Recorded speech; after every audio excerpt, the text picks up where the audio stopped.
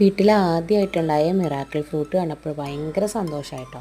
ഒരു വർഷത്തിൽ കൂടുതലായി നമ്മളിത് കുരുമുളപ്പിച്ച് നട്ട് വെച്ചിട്ട് ഇതിനെ നല്ല രീതിക്ക് ശുശ്രൂഷിക്കാറുണ്ട്. അതിന് പച്ചക്കറിയുടെ വേസ്റ്റും ഉള്ളിത്തൊണ്ടും അതുപോലെ തന്നെ ചാണകപ്പൊടിയും ഒക്കെ ഇട്ട് കൊടുക്കാറുണ്ടായിരുന്നു. കുറേ നാൾ ഇത് വലുതാവാതെ ചെറിയൊരു തൈയായിട്ട് തന്നെ നിൽക്കാറുണ്ട്. അപ്പോൾ സങ്കടം തോന്നി.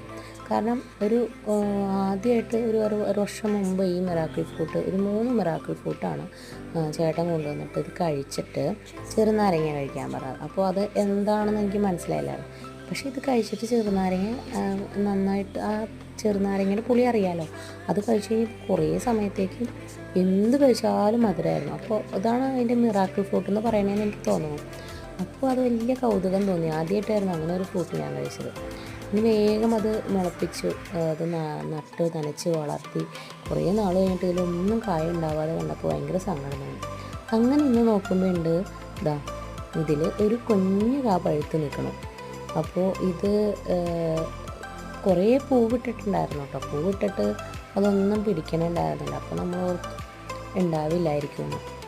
പിന്നെ നമ്മൾ കുറേ ഐസ് ഇട്ട് കൊടുക്കുമായിരുന്നു. കുറേ അല്ല, ആഴ്ചയിൽ ഒരു ദിവസമെങ്കിലും അതിന് ഐസൊക്കെ ഇട്ട് കൊടുത്ത് പരിപാലിച്ചാണ് നമ്മളിത് നന്നായിട്ടൊക്കെ പരിപാലിച്ചത്. അപ്പോൾ അത് അത്യാവശ്യം വളർന്നു കഴിഞ്ഞപ്പോൾ അതിലാദ്യമായിട്ടുണ്ടായ മിറാക്കിൾ ഫ്രൂട്ടാണ് കേട്ടോ. അപ്പോൾ നിങ്ങളുടെ വീട്ടിലും ഈ മിറാക്കിൾ ഫ്രൂട്ട് ഉണ്ടെങ്കിൽ എനിക്കൊന്ന് കമൻറ്റ് ചെയ്യണേ. ഓക്കേ.